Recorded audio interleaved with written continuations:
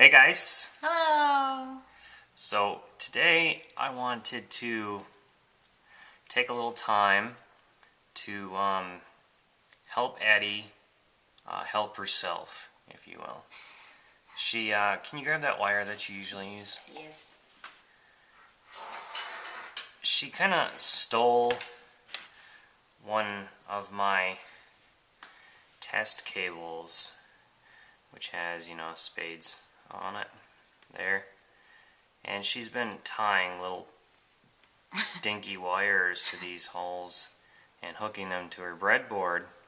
And this is short, so, she has to carry her breadboard to whatever amplifier she's using to test with. And she's sort of like holding it up in the air. And everything's, shorting out because, bad connections. And so today, Whisker thinks it's too ghetto. it's just not the right tool for the job. I call it innovation. Today what I was thinking I would help her do would be to take a 1/4-inch jack here and solder up some breadboard wire to it so that she's got nice solid soldered connections that'll plug right into her breadboard, and then she can plug one of the good 1/4-inch cables right into it, and that'll probably make her life a lot easier because she won't have to deal with all the loose connections. And she can leave her breadboard sitting on her desk and run a longer cable over to the amplifiers. Correct. Now, she hasn't really done very much soldering, so we're going to let her do this one and see if she can manage to do an okay job. First, we're going to sort of cut away here and explain the details to her on how these jacks work. So we're going to do that now. Alright, so here's the 1/4-inch jack. You see how it's got 4 lugs on it? How do you know which two? I don't. See, this jack... Something goes to ground and something goes to something else. Yeah. See, on this jack, it's got those flaps. If I take a 1/4-inch cable and insert it in, see how it lifts? Ooh. So now this one is disconnected, Yeah. as is this one. Yeah. The two on the other side, you can see it goes down over the edge. These two are connected. Okay. The shield, the tip. Okay, so as we just saw, it's the side that lifts on these cutoff jacks that come out. And this is the shield, this is the tip. So we're going to use the red wire on the tip and the black wire for shield. That's because red's hot. Yep. So the other one must be ground. Okay. Now I'm basically just going to clip this on here so that it stays. Our little helping hands here will hold everything in place while you do the soldering. Okay. Now, general idea here is to... Do you have to hook it? You don't have to. It makes it a lot easier to take off if you don't. Oh. This is just a sort of tool that we'll be using, and the solder will hold it pretty well. So we're just going to leave it straight through this time. Okay. Here's a trick we cooked up. It's one of these little flower holder things. It's got a little hole in the tip. You'd normally have water in it, and you'd have a flower in there. Works really well for a solder dispenser. Keeps you from having to touch it all the time. Just when you pull it out. And here we've got Maker Dino's soldering station that he's used for the last few years, and he donated it to the show. Thanks, Maker Dino. Yep. And We've named it Hansel and Gretel. now the trick here is that solder has a flux core.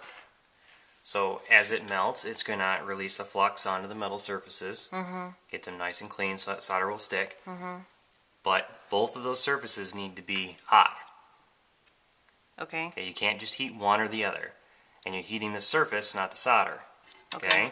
So you're going to warm up the surface with the tip of that soldering iron. And once you know they're warm, Does it matter what hand I No, it doesn't. Once they're warm, you touch the solder to the tip close to where, wait a little while, just a little while, let it warm them up, and then touch the solder too. Feed it in, yeah. How's that? Let's see here. Do I need more? Yeah, it's not, you didn't heat the red wire. Oh. Woo. Okay, that's plenty. That looks like a nice solid connection. And you didn't even melt the shielding too much. Oops. Good stuff. Alright, now we're going to, Do the black wiring. yeah. I kind of like the holes. They kind of just suck the stuff up. Yeah, they make it a lot easier, which is of course why they're there. I see. Adjust this a little bit. I'm just going to do the same thing we did a minute ago. I'm going to slip this just through the hole a bit.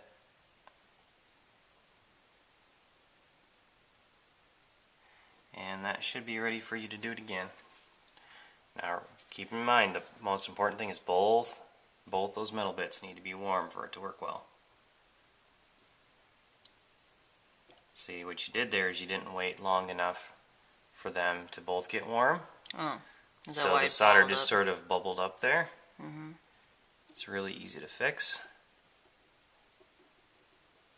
Just warm them up like that, and it'll get that nice flat shape to it. Oh, cool. Can I keep doing that? It looks like it's pretty much together now. Okay. Check your wire, make sure it's here. I'll put this back. Always keep that in a safe place while you're monkeying around with stuff. It is hot. Ta-da!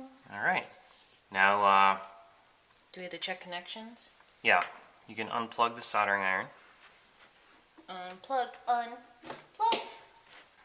Alright, so the next thing to do here, once you've got things soldered,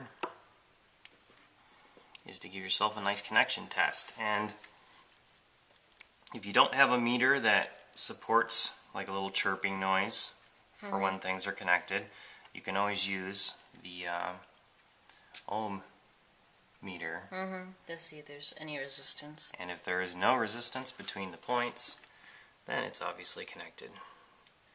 So I'm going to come in here. That's obviously a good connection. It's reading out 0. It was. Do the red one as well.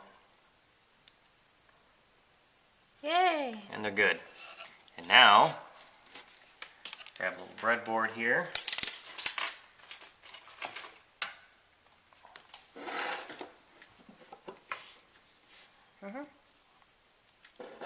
She can just insert these on her breadboard wherever they need to be. Those wires are nice solid core so they can bend off to the side, and she can plug a jack in there Ta-da! like so. And she can plug that into our amplifiers and whatnot. Well, that's convenient. I probably should have done this a while back, huh? Well, I've been nagging at you to do it, but I figured the only way to really convince you was just to Do a video. get it done, and so you could see how much easier your life would be with it. Gotcha. So one of the main things about engineers is they don't make a tool for everything. A lot of tools you can make for yourself. And a lot of times the tools that you make for yourself get a lot more use, and they cost a lot less money That is than true. some of the fancy solutions. That is true. So don't be afraid to be clever. Hi. Cook up good ways to do things that get the jobs done that you need to get done. Hi. Alright? Hi. See you guys later. Bye. We post videos all the time, so don't forget to subscribe and follow us on Twitter at TYMKRS.